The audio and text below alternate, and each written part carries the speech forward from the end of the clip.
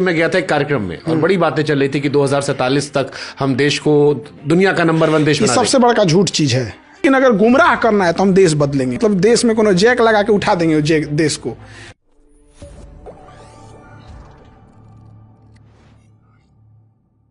अच्छा, इस देश में सर ये मानते हो आप कि सरकारी स्कूल अगर प्राइवेट स्कूल के आसपास आ जाए तो हमारे देश की ग्रोथ और तेज हो सकती है? क्योंकि अभी मैं गया था एक कार्यक्रम में और बड़ी बातें चल रही थी कि 2047 तक हम देश को दुनिया का नंबर 1 देश ये बना सबसे बड़ा झूठ चीज है। ये सबसे बड़ा झूठ है। देखिए, ये बेवकूफ़ बनाने का तरीका है। 2047 तक आधी पीढ़ी मर चुकी होगी, आपकी बातों को भूल चुके होंगे। 2025 में क्या चेंजिंग लाइएगा आप ये बताइए। अगर 2047 तक आप देश को बदल सकते हैं तो उसके हिसाब से 2025 का आपने गोल सेट किया होगा, किए होंगे। आप 25 में क्या चेंजिंग लाइएगा? 47 तक ना आप रहेंगे, इतना ये राजतंत्र नहीं है। ये सबसे बड़ा बेवकूफ़ बनाने का तरीका है। जब आप 2015 में रहेंगे तो कहिएगा 2022 में किसानों की इनकम दोगुनी कर देंगे। हो गया दोगुना? आत्महत्या रेट भले बढ़ा होगा, नहीं हुआ ना। ये सबसे बड़ा बेवकूफ़ी है ये चीज़ें। आज हमको क्या करना है ये नहीं दिख रहा है। आज करप्शन है ये नहीं दिख रहा है। बाबर के समय का करप्शन दिख रहा है। आज हमारे सामने घटनाएं हो रही हैं, समाज को झकझोर देने वाली घटनाएं हो रही हैं, वो नहीं दिख रहा है। लेकिन दिखता है हमें तो 400 साल 500 साल पुरानी चीज़ें दिख रही हैं। तो अगर हमको बेहतर करना हो, मान लो हमें एक लक्ष्य लेकर चलते हैं कि हमको भारत को बेहतर करना है और एजुकेशन से ही सारी चीज़ें बेहतर होती हैं, आपके हिसाब से इंडिया में क्या चेंजेस होना चाहिए? सबसे बड़ा चीज़ क्या है कि आप जब हम कहते हैं इंडिया को बेहतर करना है, यहीं से हम लोग अलग रास्ते पे भटक जाते हैं। इंडियंस को बेहतर कीजिए, इंडियंस को। आप एक इंडियन आदमी, एक गांव का इंसान अपनी बूढ़ी माँ का इलाज नहीं करा पा रहा है, उसके घर में प्रॉपर लाइट की व्यवस्था नहीं है, वॉशरूम नहीं है, शौचालय नहीं है। अगर उसको किसी बढ़िया शादी ब्याह में जाना है तो उसके पास अच्छे कपड़े नहीं है। गिफ्ट का दौर ऐसा चला गया कि गरीब इंसान अब मिलने से कतराने लगा है। आप जाके देखिए, कोई फल खरीद रहा है तो गरीब घर का आदमी नहीं खरीद सकता है। गरीब का खाना अलग है, अमीर का खाना अलग है। गरीब का हॉस्पिटल अलग है, अमीर का हॉस्पिटल अलग है। ये सब चीज़ें चेंज कीजिए, देश अपने से चेंज हो जाएगा। लेकिन अगर गुमराह करना है तो हम देश बदलेंगे, मतलब ये देश बदल देंगे लोग। या मतलब देश में कोनो जैक लगा के उठा देंगे देश को। देश बनता है देशवासियों से। आप उसका चेंज कीजिए। महिलाएं जो हैं उनको कोई आगे बढ़ाने के लिए नहीं। अगर होम इंडस्ट्री चालू हो जाए, जो घर की ज़रूरत की चीज़ें हैं यहाँ पर, महिलाएं उसमें बढ़ चढ़ के भागीदारी लेने लगे। आज देखिए, हर जिला में अगर सरकार एक बड़ा सा 10 एकड़ का ज़मीन ले ले हर जिला में, कि वो मार्केट में जितनी भी दुकानें रहेंगी वो औरतें ही उस दुकान को चलाएंगी, तो उसमें एक इकोसिस्टम बन जाएगा। उसमें 1000 दुकानें आप खोल दीजिए कि उसमें जेंट्स नहीं चला सकते। तो जो अभी पहली पीढ़ी जा रही है बिजनेस में, वो तो अपनी बेटियों को वहाँ कर सकते, भाई तुम्हारे लिए अच्छा है एक भी जिला में नहीं है। लड़कियों के लिए कौन सा जिला? हर 5 जिला के बीच में एक गर्ल्स यूनिवर्सिटी होनी चाहिए, विमेंस यूनिवर्सिटीज़ होनी चाहिए। है नहीं है। देश 47 में कहाँ से डेवलप कर देंगे लोग यहाँ पे। मतलब देश में 10% लोग हैं ऐसे जिन्हें समझ में आता है कि सामने वाला झूठ बोल रहा है। लेकिन लोकतंत्र चूंकि भीड़ तंत्र हो चुका है, 90% की आवाज़ ज़्यादा सुनाई देती है। हम देश की बात करेंगे, यहाँ बूढ़ा इंसान, कैल्शियम की कमी, जब आपको लंबे समय तक 20-25 साल तक अगर आपको कैल्शियम की कमी रही है ना, तो बुढ़ापे में शरीर झुक जाएगा। तो लोग कहते हैं बुढ़ापे में झुका है, नहीं, 20 साल तक बेचारा ने कैल्शियम की कमी झेला है वहाँ पर। औरतें देखिएगा, जो नए गांव वगैरह में किसी की नई नई शादी हुई है, बेचारे के पास अच्छे भोजन नहीं होने की वजह से हीमोग्लोबिन कम है, प्लेटलेट कम है, जिस वजह से उसकी नई नई बहू आएगी या नए नए कोई गांव में रहेगी, बेचारा उसका मन नहीं लगेगी, थकी थकी रहेगी, को 4 को सुना देंगे सब कामचोर है, ये है वो है। बूढ़ी औरत है, बेचारा उसके शरीर में कमी है, यूरिक एसिड बढ़ा हुआ है, प्लेटलेट नहीं है, उसका बदन दर्द करेगा, वो अपनी बहू को खोजेगी, ये बहू पैर दबाओ। अरे यार, उसका इलाज करा दे भाई। पैर दबाना एक संस्कार है, चलिए भैया, लोग शौक से दबा देते हैं। हम लोग भी आज भी जाते हैं, मम्मी सोई भी रहती है तो दोबारा से दबा देते हैं, चलिए यहाँ पर। लेकिन बताइए, आप कहिएगा कि देश पढ़ने को, वो कहाँ जाएगा बेचारा? कितने भयानक लेवल तक गरीबी है, आप सोच नहीं सकते। मेरा रिसेप्शन जब खत्म हुआ ना, तो जो सब झाड़ू मारने वाला था, कहीं कुछ साफ सफाई करने वाला था, हम उन लोगों से मिलने गए, ड्राइवर वगैरह, तो पूछे सर हम लोग का खाना किधर है? मतलब समझिए, उन्हें ये लगता है कि मेरा खाना अलग है, हम गरीब हैं, हम छोटे लेवल का काम करते हैं, मेरा खाना अलग है, ये तो बड़े लोगों का खाना होगा। फिर हम उन लोगों को वही खाना खिलाएं जो हमारे यहाँ पे हम लोग खाए थे, हमारी फैमिली खाई थी, जो VIP गेस्ट थे वो लोग खाए थे, वही खाना था। कोई फर्क नहीं था, जो उनकी थाली में थी वही उनके थाली में। लेकिन उनका हिम्मत देखिए, टूट चुका था हिम्मत। उन्हें लगता था वहाँ रखा हुआ था, लेकिन हिम्मत नहीं थी कि प्लेट उठा के खा ले, शायद कोई छीन न ले।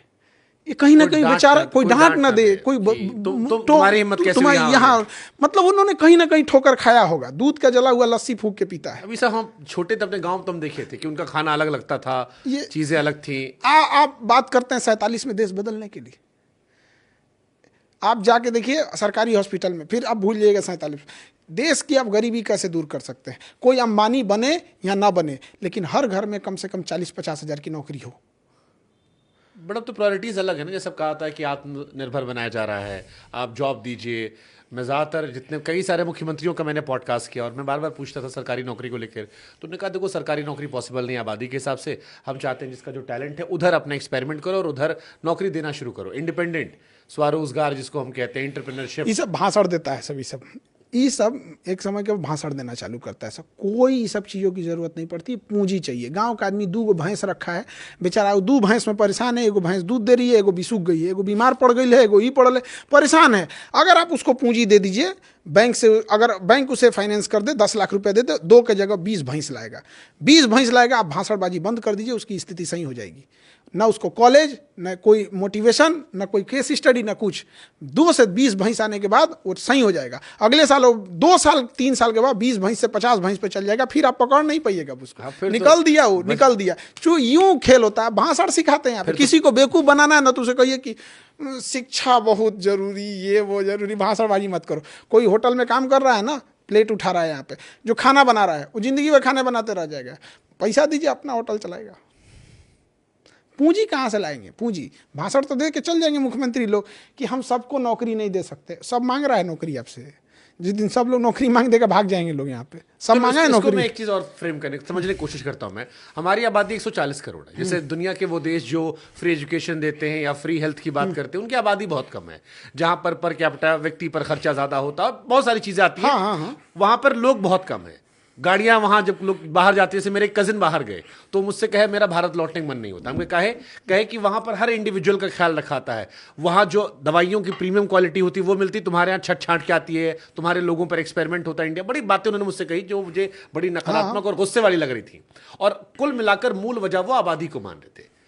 इतनी बड़ी आबादी के हिसाब से इस देश को कैसे उठा सकते? पहली बात ये बताइए, जो आबादी है उसको मार के खत्म तो नहीं कीजिएगा। नहीं कर सकते, थैनोस वाला काम तो नहीं कर सकते हैं कि खत्म कर दें एवेंजर्स वाला। दूसरा, हम आपको कहते हैं कि एक काम करते हैं, आपके यहाँ ना 25 ठो एकदम खराब ट्रक भेज देते हैं, कोनो काम का नहीं है।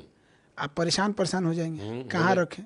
लेकिन 25 का 25 बढ़िया ट्रक देते हैं, तो क्या कहिएगा, ढेर ट्रक हो गया है, दिक्कत है बहुत। पैसा अच्छा आएगा, रखेंगे, धकाधक पैसा आएगा, मजा काटेंगे। तो 140 करोड़ आदमी को जब आप जनसंख्या के तौर पे देखिएगा तो बहुत दिक्कत होगा।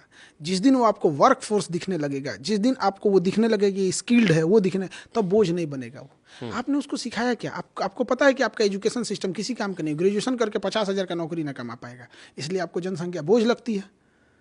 चाइना की बात तो जनसंख्या थी, उसने बोझ कैसे लगने दिया? यहाँ पे एजुकेशन से स्किल सिस्टम को चालू किया वहाँ पे। आज हर इंसान स्किल्ड करने लगेगा, भात दाल बांटने की जरूरत तो चलो इसी में पूछता हूँ सवाल, चाइना ने क्या ऐसा किया कि उसकी आबादी उसके लिए एसेट हो गई और हमारी आबादी आज भी हमें बोझ लगती है हर चीज में? पहला वहाँ पे एक जो डिसीजन लिया जाता है उसको इम्प्लीमेंट करना है। ये करना है मतलब ये करना है, और हर इंसान अपने काम पे फोकस कर रहा है। हमारे यहाँ हर इंसान अपने पड़ोसी के हिसाब से काम कर रहा है। खान सर की कोचिंग में क्या चल रहा है? पड़ोसी के यहाँ जलन खान सर की शादी में कौन आया? खान सर की मेहरारू फोटो काहे नहीं दिख रहा? खान सर कंघी काहे ऐसे करते हैं? खान सर का बुसट का रंगी काहे है? ये चीज़ें चाइना में ये सब नहीं होता। वो इंसान अपना वर्क कर रहे होते हैं। और वहाँ सबसे बड़ा चीज़ क्या है ना, कि मेल और फीमेल में भेदभाव नहीं है। जैसे अपने यहाँ ना, अगर आप कोई ईंटा जोड़ने वाला मिस्त्री लाए हैं, घर प्लास्टर कर रहा है, अगर कोई महिला आ जाएगी ना तो आप चौंक के देखो, अरे ये कहाँ से चला? क्यों नहीं कर सकती भैया? आप अपने जेब में एक 5 किलो का 2 किलो का ताला लेके घूम दीजिएगा, 3 मोबाइल रख के जेब में देख लीजिए, ऑकवर्ड लगने लगेगा। 3 मोबाइल ले लिए हैं आप।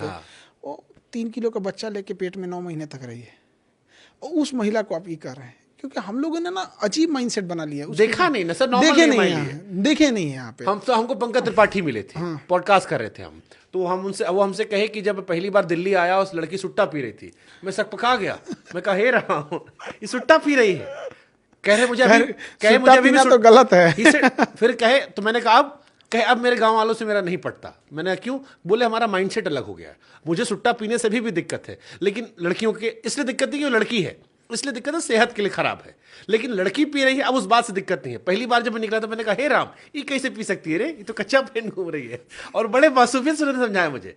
तो ये मुझे रियलाइज हुआ कि एजुकेशन या बेहतर कल्चर से चीजें बेहतर हो सकती हैं। लेकिन फिर वही हालात भी कहाँ निकलेगा। देखिए चाइना जो है ना, स्किल पे बहुत आगे वर्क करने के। आपको यहाँ पे ऐसा दुनिया का कोई घर है जहाँ चाइनीज सामान नहीं है? नहीं, हो ही नहीं सकता वहाँ पे। अब चाइना का हर चीज़ है, तो वो वहाँ तक सोच रहा है चाइना।